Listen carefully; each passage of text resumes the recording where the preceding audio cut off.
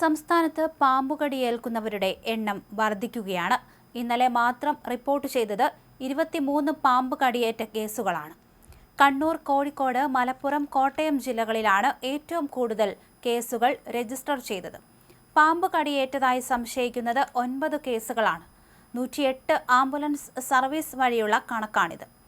ഏറ്റവും കൂടുതൽ പാമ്പുകടി കേസുകളുള്ള കണ്ണൂർ, കോഴിക്കോട്, മലപ്പുറം, കോട്ടയം എന്നിവിടങ്ങളിൽ 4 കേസുകളാണ് റിപ്പോർട്ട് ചെയ്തത്. കൊല്ലത്ത് 3, പത്തനംതിട്ടയിൽ 2, എറണാകുളത്തും പാലക്കാടും ഓരോ കേസുകൾ വീതവും റിപ്പോർട്ട് ചെയ്തു. പാമ്പ് കടിയേറ്റതായി സംശയിക്കുന്ന 9 കേസുകളാണുള്ളത്. കൊല്ലത്തും കോഴിക്കോടും 2, കണ്ണൂർ, മലപ്പുറം, കോട്ടയം, പാലക്കാട്, തിരുവനന്തപുരം എന്നിവിടങ്ങളിൽ ഓരോ കേസ് വീതവും റിപ്പോർട്ട് ചെയ്തിട്ടുണ്ട്.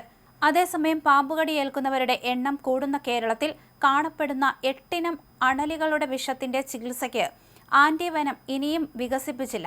കടിയേറ്റാൽ ലക്ഷണങ്ങൾക്ക് ചികിത്സിക്കുകയേ മാർഗമുള്ളൂ. കുഴിമണ്ഡലി ഇനത്തിലുള്ളവയാണ് ഈ അണലികൾ. ഇവയിൽ മുഴമൂക്കൻ കുഴിമണ്ഡലി ആണ് ഏറ്റവും അപകടകാരി.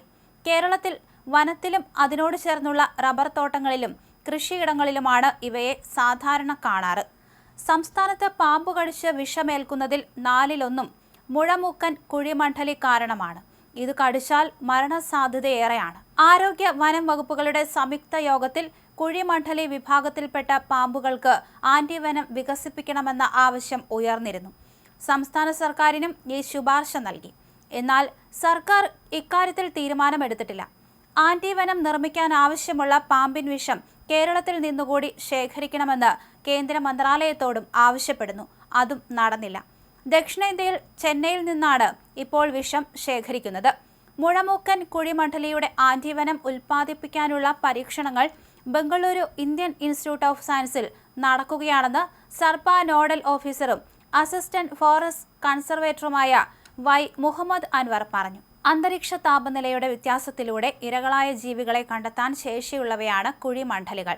ഈ പാമ്പ് കടിച്ചാൽ ലക്ഷണങ്ങൾ നോക്കി ഡയാലിസിസ്, പ്ലാസ്മ ചികിത്സ എന്നിവയാണ് ഇപ്പോൾ നൽകുന്നത്.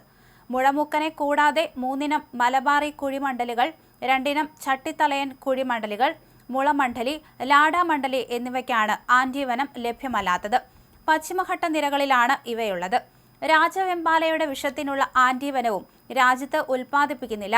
മുമ്പ് അസമിൽ രാജവെമ്പാലയുടെ വിഷത്തിനുള്ള ആന്റിവെനം നിർമ്മിച്ചിരുന്നുവെങ്കിലും ആവശ്യം കുറവായതിനാൽ നിർത്തി. രാജ്യത്ത് അടുത്ത കാലത്ത് 3 പേർക്ക് മാത്രമാണ് രാജവെമ്പാലയുടെ കടിയേറ്റിട്ടുള്ളത്. കാട്ടിനുള്ളിൽ കാണുന്ന പവിഴപ്പാമ്പുകൾക്കും ആന്റിവെനം വികസിപ്പിച്ചിട്ടില്ല. പാമ്പുകടിയേൽക്കുന്നവർക്കുള്ള ആന്റിവെനം ലഭ്യമായ ആശുപത്രികളുടെ പട്ടിക പുറത്തുവിട്ടതുകൊണ്ട് കാര്യമില്ലെന്നും മതിയായ ചികിത്സാ സംവിധാനം ഒരുക്കണമെന്നും സർക്കാർ ഡോക്ടർമാർ പറയുന്നു. പാമ്പ് വിഷമേറ്റ് ദിനംപ്രതി മരണങ്ങൾ സംഭവിക്കുകയും അതിൽ പലതും താലൂക്ക് ആശുപത്രികളിൽ ചികിത്സ നിഷേധിച്ചതുകൊണ്ടാണെന്ന ആക്ഷേപം ഉയരുകയും ചെയ്ത പശ്ചാത്തലത്തിലാണ് ഡോക്ടർമാർ രംഗത്തെത്തിയത്.